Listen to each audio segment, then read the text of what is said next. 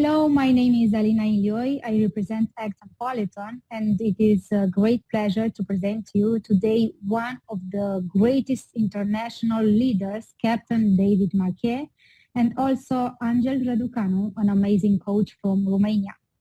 Captain David Marquet served in the Navy for over 30 years, I think, and had various leadership positions. He has written several books on leadership, including Turn the Ship Around or Redresează, nava, in which he describes his experiences implementing a leadership model based on empowering his crew. And also he has this book, Leadership is Language, or Leadershipul înseamnă, limbaj. Also, Angel Raducanu is a very good coach and trainer from Romania, and he will join us today too. Let me say to them, hello, gentlemen. Hi. Hello, Alina. Hello. Hi, David. Yeah. Hi. Hello. So I would like to start by asking if Captain David Marquet was always a leader, or you learned the hard way to be one, David. Yeah, well, I thought I was a leader, but I wasn't a very good leader. I thought I was a good leader. I would make good decisions, and I would tell my team what to do, and then I would follow up and make sure they were doing it. But it wasn't very sustainable because everything had to be my idea. I was always felt like I was putting energy into people rather than feeling energy back from people. I was tired. And I had to be right all the time. So there was a lot of stress and pressure on me. And if I was right, things were fine. But if I made a mistake, things fell apart. But I thought I was doing the right thing. When did you decide to change yourself, or you realized that this is not the right way? I was trained. I was good at that, telling people what to do. So the Navy kept promoting me, and then they said they selected me as submarine commander. They trained me for 12 months for one ship, and at the very last minute, they sent me to one of the newest ships, not a ship I'd ever been on, and it was all the engineering was different. So now here I am trying to do a model where I was telling people what to do. And the reason I went to the ship is because they had very poor performance and very poor morale. And the captain was moved out a year early. So I'm taking over the worst performing ship with a mindset of telling people what to do, but I don't know the actual answers. And I made a mistake. I gave an order. I suggested an order to one of the officers. I said, hey, why don't we do this? And he ordered it. And it didn't make any sense on the submarine. We didn't hurt anyone, fortunately. But that's when I realized that everything I thought about leadership was about me telling other people what to do. Yeah, I mean, we would always say, oh, I want you to take initiative. I want you to be proactive. I want you to speak. We would say that, but that was just like a little tiny fish swimming upstream in this big current that was pushing people down into doing what they're told. And the first step for me was to stop telling people what to do, stop giving orders. And so that was the deal I made with my guys on the submarine, was to stop giving. I just refused to give any orders as the captain of the submarine, which was magic, it turned out. I think it was really difficult for you in the beginning because you are used to give orders, right? Yeah, the problem's always you. You can only change yourself. You can only affect your own behavior. And that's hard. So what we do instead is we say, oh, well, you need to do this. You need to speak up. You need to take initiative. You need to be proactive. But I'm just going to keep doing the same thing I'm doing, which is backwards. Now, the magic for us was the word intent. So the team, instead of saying, tell me what to do, or I'd like permission, they would come and say, Captain, here's what I intend to do. Here's why I'm doing it. And here's why I'm making sure it's safe. I intend to submerge the submarine. I intend to start the reactor. These are the and I intend to load a torpedo. These are the kind of things that the team would come to me now and say, hey, this is what I intend to do. Because even if they come to me and say, Captain, I would like permission to submerge the submarine, and I would still be ordering it. Submerge the submarine. Okay, submerge the submarine. I'm still giving an order. So the only way to get out of that is when they say, this is what I intend to do, and all you need to do is not stop me, and I will do it. So in other words, you turned the ship around. Well, yeah. It turned out it was magic because the way it used to be was people at the top did the thinking and the decision making, and everyone else did the doing. We told others what to do, and if you were if you're starting out, you were told what to do. So now what we did, we got people thinking, which is that's what you want all through the organization. You can't just have thinking at the top, because then you're really underutilizing the most valuable thing you have, which is the gray matter that your people bring to work. If you just want people to come and do what they're told, don't hire people, hire robots and build code. That's a great advice. And also I want to ask Angel, what do you think is the difference between a leader and a boss? You heard David, he said at first he was a boss, and now after he realized it's not okay, he became a leader. Angel, what do you think is the difference between a leader and a boss? Alina, first of all, thank you for the introduction. And also I want to say that I feel honored to be here with you, David. That's a former commander of the American Navy. That seems to me a very hard job to do, a leadership job, first of all. And second of all, I want to congratulate Act and Politon for this interview. Regarding what was David saying, I was thinking, look, this is what I was doing in 2008 when I thought I was a leader, but I wasn't a leader. I was just a boss, a boss. So regarding your question, Alina, I think I'm a good example to say how not to be a leader or what was the boss. The boss, I think the main difference between a boss and the leader is that the boss dictates when the leader leads by example. And also, as David just said, the leader should learn the others to think with their head. This was what, I wasn't doing this in 2008. I was the head, I was the hands, and I was the let's do it, and that's it. Don't think, just do, But I realized early, because 2008 wasn't a good year for none of us here. So I realized that it's better to create in others the wish or the willing to think for themselves and to assume the actions. So I think the main difference is that when you are the boss, you just put others to do it, or you dictate to do it. When you are the leader, you ask the others to think and find a good way. And by the way, David, I just watched your YouTube video earlier when you presented your 12 months learning about Olympia and then went to Santa Fe by default in just 5 minutes, you said. And I think that's also a leadership role that you just learn by default instantly. David, we use a lot the word leadership, but what does leadership mean? I want you, David, to ask us this question, and after that, Angela also.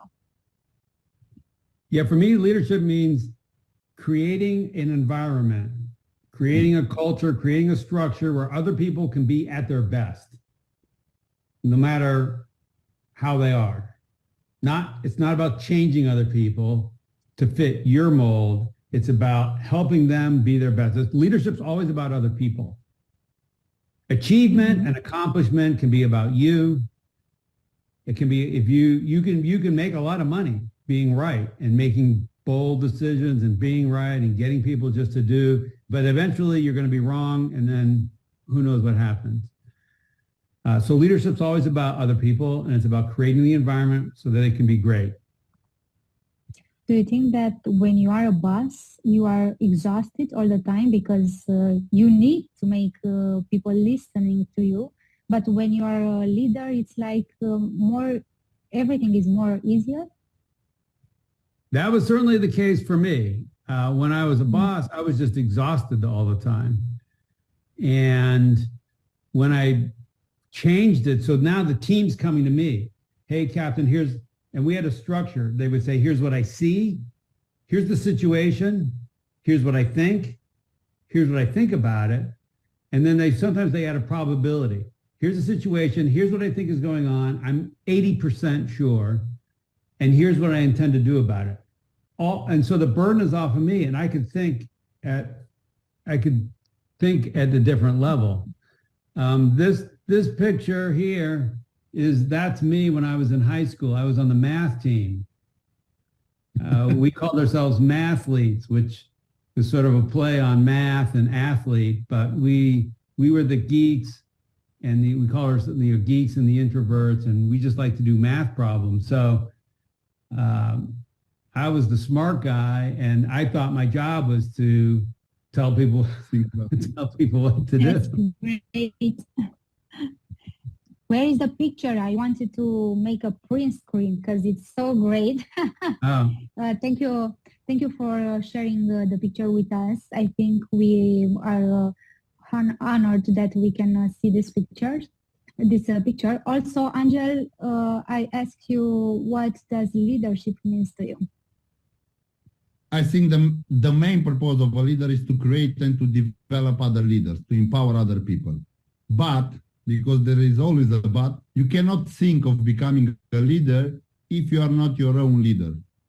I think you cannot become a leader for others if you're not your own leader. And when I say your own leader, we can talk a lot about. But I have a quote from John Quincy Adams that says that if your actions inspire others to dream more, to learn more, to do more, and become something more than they are, then you can be called a leader. So I think that's a good definition of leadership. Thank you so much. Also, David, in your book, Leadership is Language, or Leadershipul, înseamnă, limbaj, I have it here in Romania. You speak about the power of words. Do you think that we can be great leaders, but not so great communicators? Like we don't know how to communicate, but we are great leaders? I think it's hard to be a great leader without being a good communicator, but I think my vision of communication is different than a lot of other people. A lot of people think communicating means just talking a lot.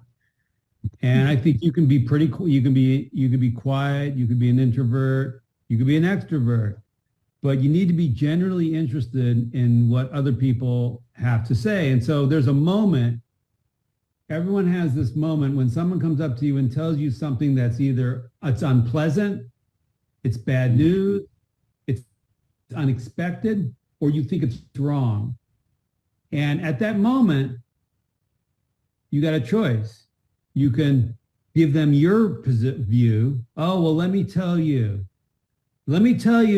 why France is going to win this weekend. Or no. I think Argentina. No, but what leaders do, they say, oh, that's interesting. Tell me more. They invite more information. So anyone can say that. It's just that we generally don't. I always thought my job was to convince other people, get everybody on board with my view. But we really like diversity of opinion, cognitive, mental diversity.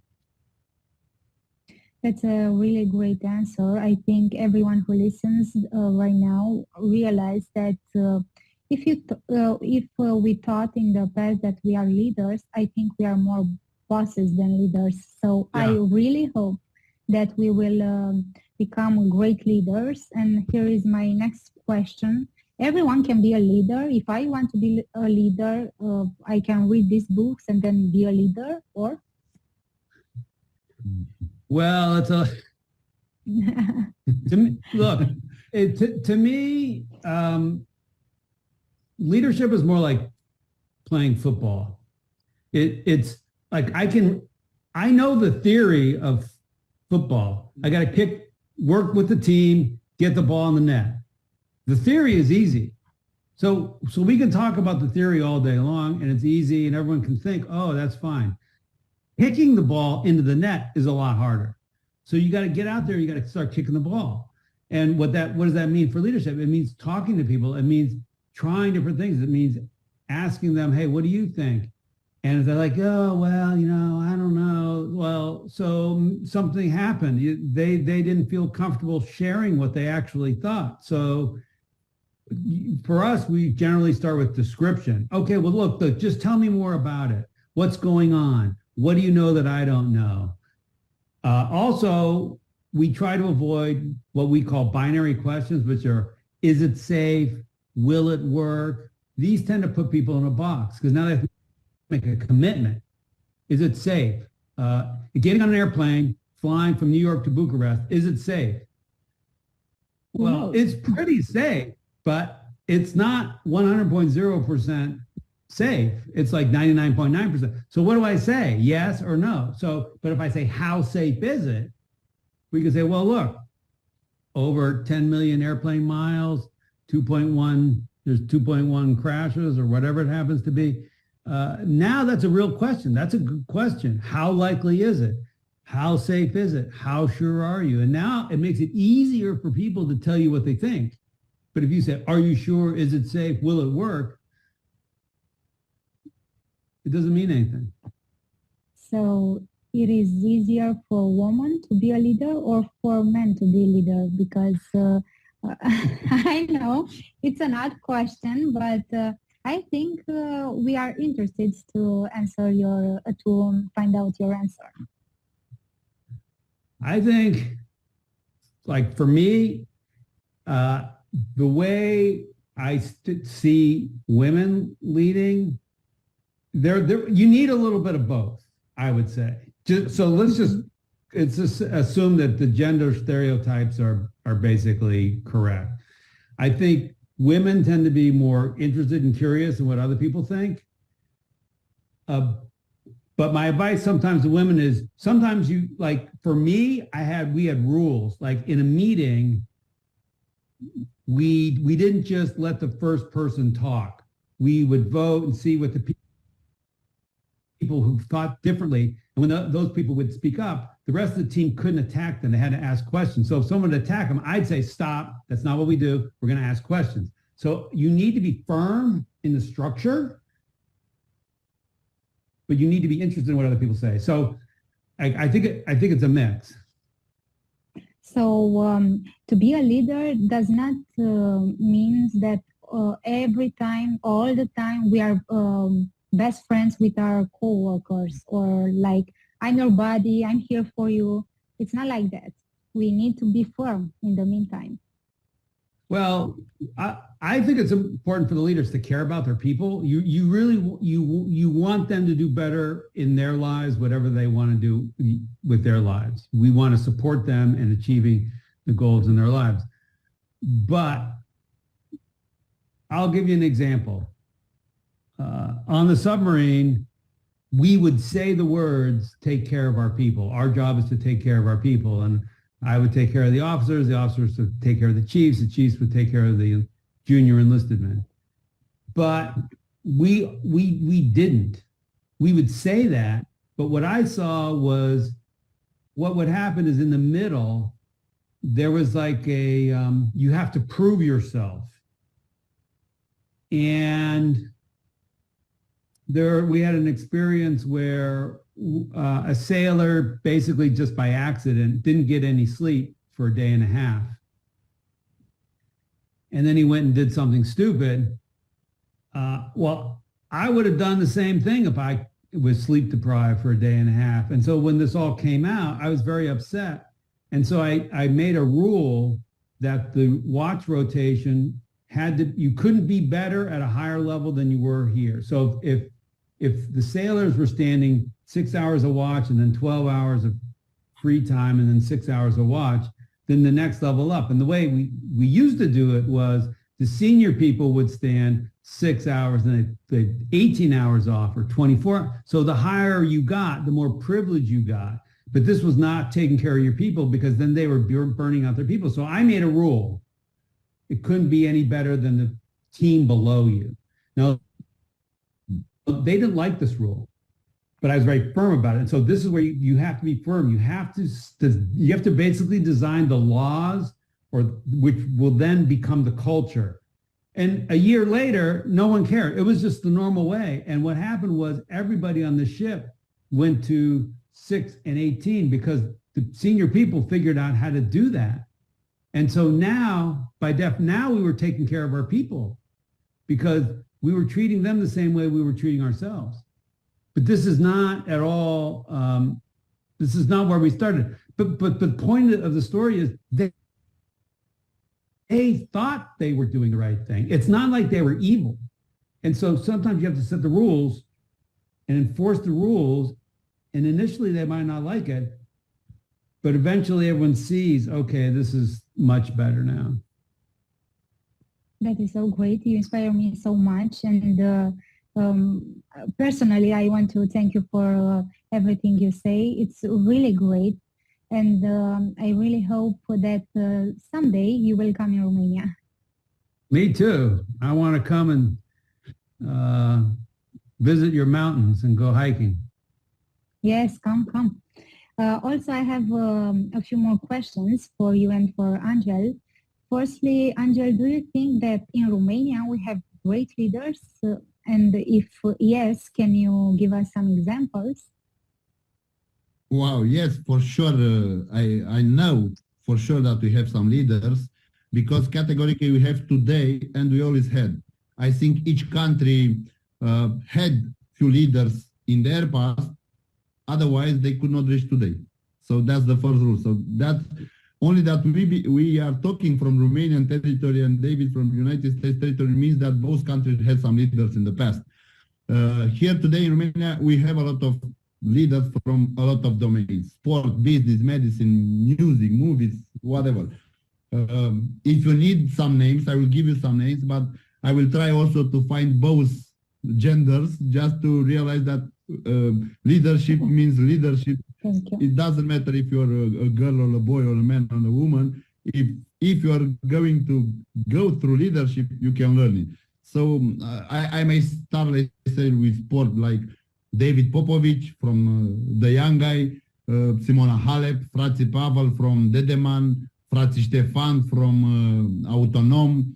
I can go to Dragoș Anastasiu from your lines. I can go to Dr. Vlad Ciurea or Dr. Leon Dănăilă, or I can go to Prince Necula or Prince Vasile Ioana, or Adina Buzatu, or I don't know, actor Florin Piersic or Andreea Esca. And for sure, the list can go on. And that's because I consider that a leader is someone who gives his best in his domain, and also he decides a trend in that domain, and maybe that his main goal is to help the world become a better and better each day where he passes from. So for my point of view, we have a lot in the big list here.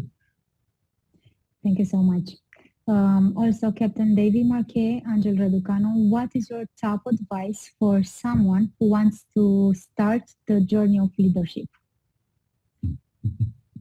Captain? Yeah. Well, I think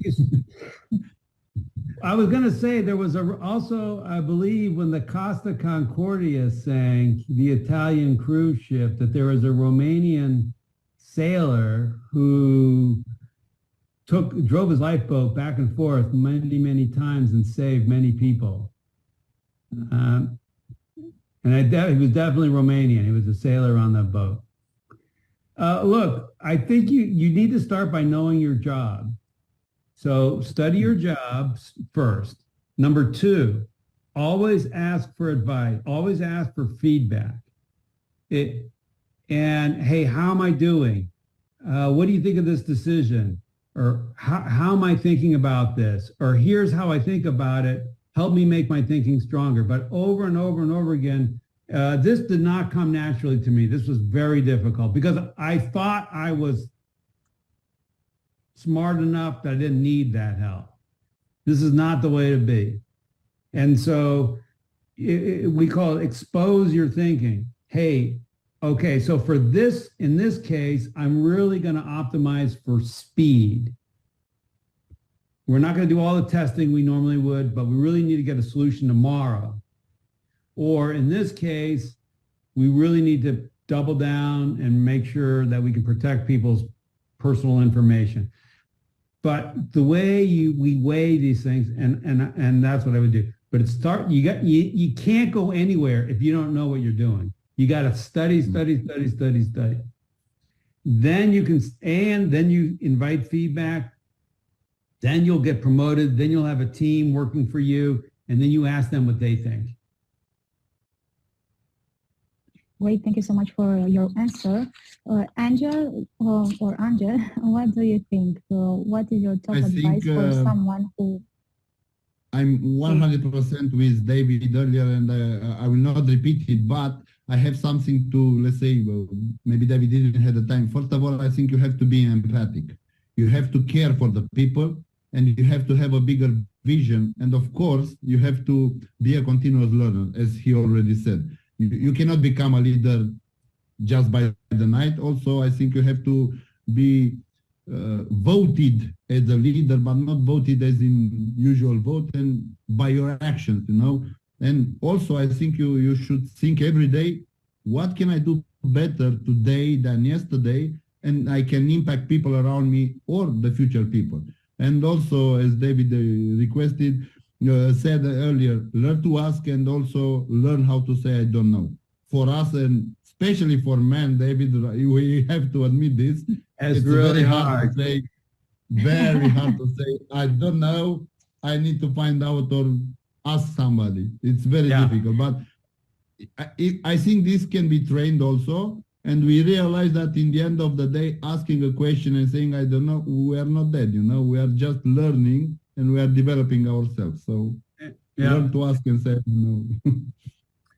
I was, we think this vulnerability is a weakness, but it's a strength. I went to a leadership offsite where I was a participant in Switzerland, and there were about 50 other executives, and one of them was a guy who had been a rugby player in Australia. So this is he was kind of younger and he's tough and fit. And anyway, we did this exercise where you had to be vulnerable. You were talking about a story that really affected you, and he was talking about his best friend. He married his best friend's sister, and his best friend was killed in an automobile accident. And the facilitator was encouraging him. He had someone else was playing the role of the best friend. It's like, oh, what would you say to them now? Imagine they're sitting across in the seat. Imagine that this person is, what would you say? And it was very emotional. He was crying. And if you told me, well, could you do that? I'm not sure I could do that. But when I saw it, it wasn't like, oh, what a weakling. It's like, man, that guy is tough as nails. Like to be able to be vulnerable like that. And I'm not saying go out and cry in front of your team, but I'm just saying to be human and honest and vulnerable and say to people, hey, look, I'm worried about this and I'm not sure about that. And this thing's got me nervous. I mean, that is strength. Yeah. This is great because I was thinking right now, what are the qualities for someone to be a leader, or what qualities should have a leader? To be empathic, to be vulnerable, then what is next? I think Angel got him right. It's like empathic, vulnerable. You need to have imagination. You need to see a future world that's better than today. And then talk about it. Like Martin Luther King said, I see a future where black kids and white kids playing together. Okay, I can see it. That's a vision. To have a vision. That period, to dream. It was impossible in that period, but he already seen after a few years later. So that's vision. Yeah. So that's a great leader. Also, a leader works as much as his team or not? What do you think? Does he work as much as his team? Yes. Well, no, he works more. He or she works more than the team, but work isn't measured in the number of minutes that you spend doing something. It's measured in what you do when you're doing things. Yeah, there's time when you're going to focus. Like right now, I'm writing a book, so I've got 4 hours today. I'm going to be doing that kind of work. But it's also working to help the team be better. So here it is, my next question. When we want to turn the ship around, we can do it by ourselves, or do we need a team? Captain. I think, look, you start with yourself. You can only control yourself, but everything happens in a team. There are very few individual contributors. Like we have this phrase in some of the companies that we work with, oh, so-and-so is an individual contributor, which means they basically don't have people below them and they just do work, but everybody working in a team. And even the idea of Nikola Tesla or Thomas Edison or even authors, they're all working in teams. They're all getting feedback. They've got co-authors. They have a team helping them. They're bouncing ideas off of other people. They're getting ideas from other people. Everything happens. Otherwise, you're in solitary confinement. You might as well just be in prison. So there are no leaders without a team. I don't think so. Yeah, I mean, take Popovici. I think you talk about the swimmer. Yes. Yes, yeah. David, yes. Yeah, so he has a big team behind him. Yeah. So we see he's in the pool. He's amazing. He sets the world record. And I don't know for sure, but I know for sure he's got trainers, he's got massage therapists, he's got a doctor who's there taking blood samples and measuring lactate acid over the period of a workout. He's got people taking video. There's stroke analysis. I mean, I guarantee you that guy just didn't like jump in a swimming pool and just be that fast. For sure, yeah. He has a big team behind him. Okay, good. So every great leader has a team. What do you think? You said, Captain, something about a phrase. There is the most important phrase for a leader, like you can do it or something like that? I don't know. Just ask somebody. That's the phrase. That's the phrase, right? Yeah, you need to be able to say, I don't know. Engel said it. You need to be able to say that. If you can't say that, you're never going to be a leader. Thank you.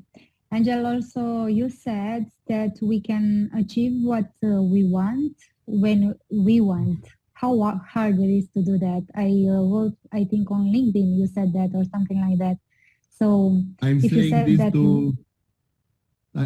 this to most of my clients, and also I think it's on my website, because I truly believed it, and I believe it day by day. But it's not very difficult because there is a if you are sure that you have, first of all, clearly defined what you want, and then you are willing to do what it takes to get what you want.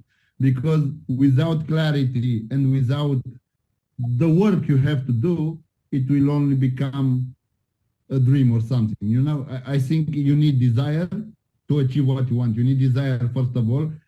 Then you need clarity about that desire, because if I want to go now to David, I have to know clearly where he lives, what I have to go, when I have the ticket, and so on. Then after clarity, for sure you need the action.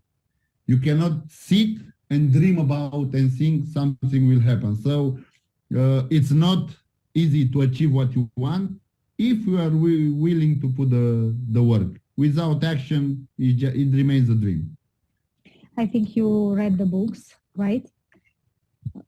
You have them. Yes. Yeah. So what do you think is the most important thing someone can learn from these books? I read them and they are amazing, but what is your opinion? Why do you recommend them? as you know, I will recommend and I will create a video because this is what I'm doing. I recommend good books for people because I want them to read. And I just, I have this one and I have here the sign put on controlling the watch or the time, I think. It's the original phrase, meaning that you can do the work, but you have to collaborate regarding your question earlier about the teams, you know. And the level here, the chapter 4, it's about the blue work, collaboration. And I think David can talk for till tomorrow about this. So for my point of view, because we are in a good period about this, we need collaboration. And in the companies, at least in Romania and Europe, where I've seen, and I have clients here, I see that this collaboration, it has, let's say, some, it can be improved. Let's use some good words. It can be improved. So if you want to improve it, first of all, you need to read the blue book, you know, because it speaks about communication. And without communication, you cannot collaborate, for sure. That's it. It's clear. And then you can go to the white book, because here you have some straight methods on what you have to do when you collaborate. Because, David, I think you can say, if it's like I think, you can collaborate also on a bad way. Am I right? What do you mean by that? I mean that it's not always that, okay, we have a good objective in the company, let's collaborate and do it. But if nobody defined it very clearly and it's not a good objective for the company, we can go all straight to a wall, right? And it's also collaboration that way, but it's not a good one. Yeah. Yeah. As you said also earlier on the submarine, that the team just said, I did it, I know it's not good, but I did it because they requested, right? Yeah, yeah. He collaborated with you, but not on the good way. I'm not sure that's collaboration. Yeah, it's not, it's subordination, it's a little different. So, Captain Marquet, when you first wrote your book, have you ever thought that you will become an international writer and speaker and be such a great inspiration for many people? I had no idea. No, of course, it's amazing, and I get to hear wonderful stories from people all around the world. This is great, but I had no idea. It is great, and I really hope that you will come in Romania. I repeat that because I think that many Romanians will be thrilled to have you here and to launch officially here with you these 2 books and many more. Also, I want you to ask you to say a message for our Romanian people, for the ones who are reading your books. Yeah, look, leadership is hard. We can talk about it, but remember, it's like football. You got to go kick the ball. It's about helping other people be better. And I want to thank you and ACT for pushing my book in Romanian and Angle.